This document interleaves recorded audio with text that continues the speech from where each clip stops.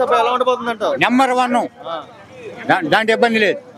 పొత్తు పెట్టుకొని వస్తున్నారు బీజేపీ పొత్తు కూడా ఉంది కదా. సింహం చెంగలుగా వచ్చేది పందులు గుంపుగా వస్తాయి అంతే. ఇప్పుడు చంద్రబాబు నాయుడు పవన్ కళ్యాణ్ పైన మోడీ గాని వీళ్ళందరూ ఎవడైనా రాని జగన్ పెట్టిన పథకాలకి నిజాయితీగా ఉండేవాళ్ళు ఓటేస్తారు. అదే అంటారు చూడు, చిన్నంటే ఓసాలు లెక్క పెట్టేవాళ్ళు లేరు కానీ తిని సొమ్ము తిని వేయలేదంటే వాళ్ళు కర్మ అన్నమిస్తారంటే. అంటే మళ్ళీ ఒకవేళ వేసారనుకో పాకిస్తాన్లో పోయినట్టే. పాకిస్తాన్ అయిద్దంటావు నిజంగా? వాస్తవమే. అంటే వైసీపీలో కాదు, చంద్రబాబు నాయుడుకి అయితే పాకిస్తాన్లో పోయినట్టే.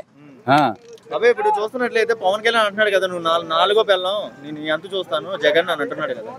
వారి సినిమాలు ఊరికేను. ఏ జగన్ నీ ఎంత చూస్తా అంటున్నాడు? ఎవరిని? జగన్నా ఇది వేకలేడు. వాడేం చేస్తాడు? సింహం చెంగలుగా వచ్చింది పందులు గుంపుగా వస్తాయి. చంద్రబాబు నాయుడు కొడుకు లోకేష్ బాబు వాడు పప్పుగాడు కుర్చీ మడతబట్టి పంపిస్తాను అంటున్నాడు. కుర్చీయా సొక్క మార్చేసి కుర్చీ మడతబెట్టి పంపిస్తాం మేము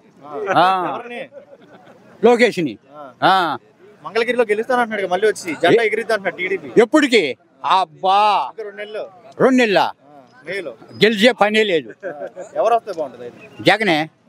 15 లక్షల మంది వస్తారంటారు ఈ సభకి. ఇప్పుడు 15 అంటే 20 లక్షల మంది వస్తారు. ఇప్పుడు అంతే ఊహే. ఒక 11 గంటలకని చూడు ఏమైందంట 11 గంటలకి జనం సిద్ధం. మళ్ళీ ఎగిరిద్దంటావు జెండా. లైలా తుఫాన్ వచ్చింది చూడు, గుర్తుందా? ఆ టైప్ లో వచ్చింది జగన్ చూడడానికి. వచ్చేది ఎవరు? సింహం.